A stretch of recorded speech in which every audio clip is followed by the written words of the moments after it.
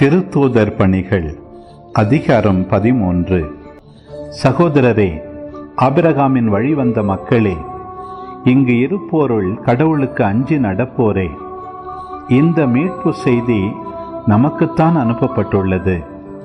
எருசலேமில் குடியிருக்கும் மக்களும் அவர்களுடைய தலைவர்களும் அம்மீட்பரை அறியவில்லை. ஓய்வு நாள் தோறும் வாசிக்கப்படும் இறைவாக்கினரின் வார்த்தைகளை கேட்டும் அவற்றை புரிந்து கொள்ளவில்லை. ஆயினும் அவருக்கு அவர்கள் தீர்ப்பளித்த போது அவ்வார்த்தைகள் நிறைவேறின. சாவுக்குரிய காரணம் எதுவும் அவரிடம் இல்லாதிருந்தும் அவரை கொல்ல அவர்கள் பிலாத்திடம் கேட்டார்கள். மறைநூலில் அவரை பற்றி எழுதியுள்ள அனைத்தையும் அவர்கள் செய்து முடித்தார்கள். பின்பு அவரை சிலுவையிலிருந்து இறக்கி கல்லறையில் வைத்தார்கள்.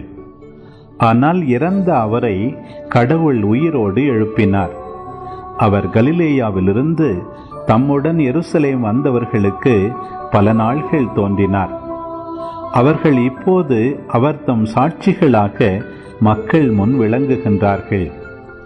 இயேசுவை கடவுள் உயிர்த்தெழச் செய்ததன் வழியாக மூதாதையருக்கு அளித்த வாக்குறுதியை அவர்கள் பிள்ளைகளாகிய நமக்கென நிறைவேற்றினார். இதுவே நாங்கள் உங்களுக்கு அறிவிக்கும் நற்செய்தி.